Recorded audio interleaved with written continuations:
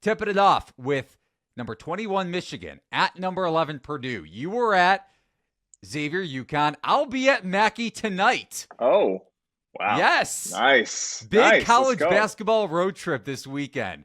I hate to say this because it's so cliche and so annoying to hear when other people say it, but I'll just say it. Me and the boys. Road trip, college basketball road trip this weekend. But I cringe. I hate myself for even uttering those words. Look, it's an 85 to 95% male market. Let's keep it a buck, It's all right.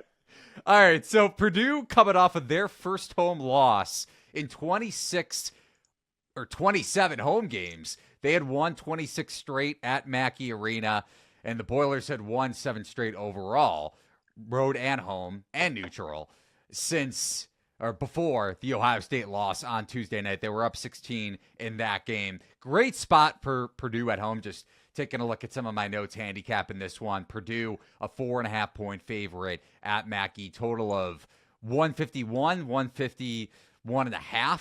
So first time in a half a decade that Purdue is actually pressuring the ball, first or second in opponent's turnover rate in Big Ten play. Braden Smith and the freshman C.J. Cox, ever since he was inserted into the starting lineup, really triggering that on-ball defense. And Michigan, as good as they are with that two big lineup where Golden and Wolf are handling a large share of the possessions, they have the second worst turnover rate in Big Ten play. So if Purdue is able to force turnovers and you factor in the bounce back spot, I'm not necessarily going to back Purdue pregame, but maybe under a full possession, so under 3, 2.5 live, something like that, even plus money on the money line for a live bet. I may be looking to back Purdue.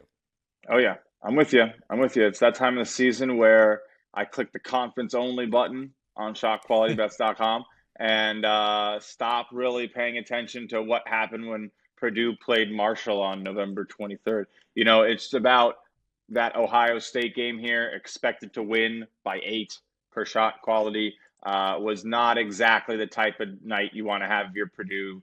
Ohio State shot really well at the rim, incredibly well from 3.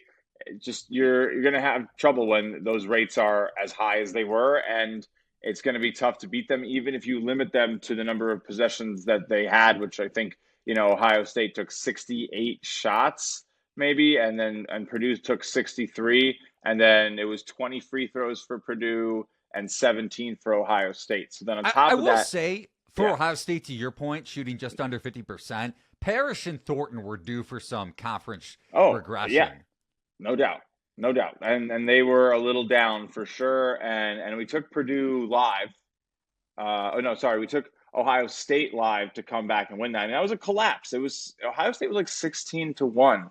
I saw someone, because we were on our show, and someone took it as a live money line and tweeted the ticket at me. So I saw what happened. That was a big comeback. The books probably had Purdue sitting minus 3,000, minus 3,500 to close that game out. That was massive. So a little bit of maybe a buy low. I think for me, honestly though, Eli, this is mostly a sell high on that Michigan team. You kind of hit the nail on the head. The turnover numbers are terrible. Second worst turnover rate in terms of giving it over. And then on defense, worst in the Big 18, whatever you want to call it now, in terms of forcing them. So they're going to allow Purdue to maybe get a couple of those extra possessions. The shot selection has been good on defense. They do a good job in terms of, forcing you into those mid-range shots. They see the 18th most right now in the nation. And then in the conference, they are seeing the most, almost a quarter of possessions against Michigan are ending up in that mid-range. So how Purdue is going to do against them is a big factor here. And I think, if you feel like that's where they might be able to maybe get a couple extra buckets or succeed. They've been a decent mid-range shot team. They go to it a fair amount. They're not afraid of it. They get Braden above Smith average rate. At home, 76th percentile in mid-range efficiency, 45.5%. Fletcher Lawyer is really, really good in the mid-range too. Yeah, and then maybe the biggest thing, the mid-range expected to be 7% worse on defense, but 3-point percentage is just honestly maybe even more valuable We know that this Purdue team can absolutely shoot the lights out, essentially expected to be shooting over 40% from three right now from shot quality's expectations. They take great shots off the dribble, great catch and shoots. And Michigan's going to let you, definitely from the catch and shoot, 327th in expected points allowed on the catch and shoot. And honestly, you can go over and find the regression stats. You'd find that the percentage that they are allowing, something like the 29%, that's a lot. It's a big difference, especially when with the number of threes you're probably going to get.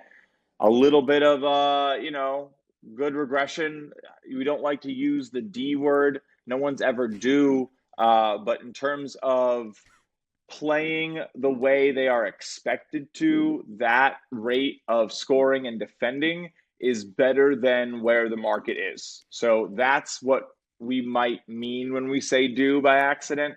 But essentially, they're playing worse than they actually are right now. And you can buy in for like 2 to 3 points better than what the market thinks they should be. I go back and forth. One other angle for this game is the total.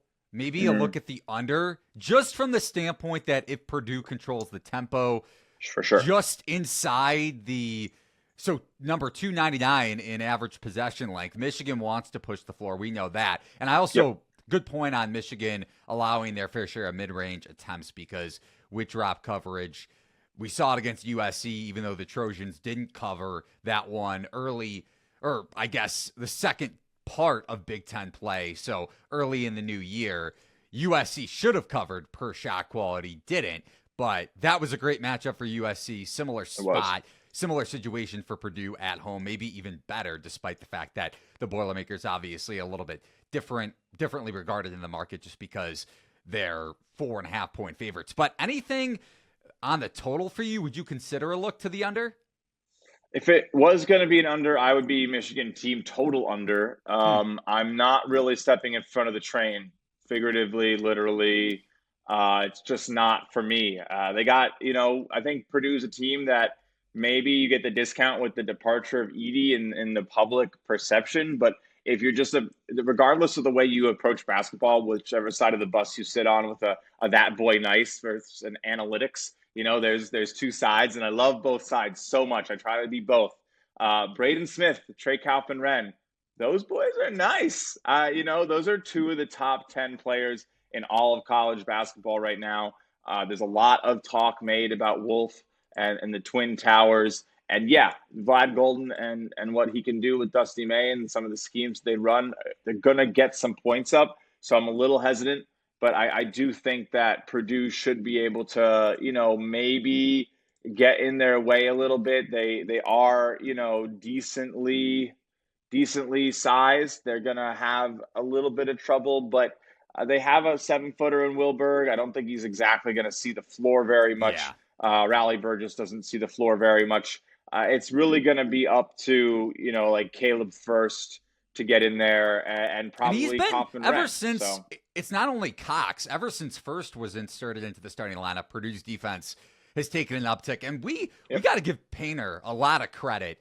I have been the first person to give him a lot of crap over the last 5 years. I'm not a Matt Painter stan, but defensively, Purdue and the adjustment that he's made you mentioned Zach Edey, the adjustment that Purdue has been able to make going from what they were with Edey, 2-time National Player of the Year over the last couple of years, to what they are this year. It's a completely different team, and Matt Painter has adjusted and then some, and the Boilermakers are in position yet again to win the Big Ten.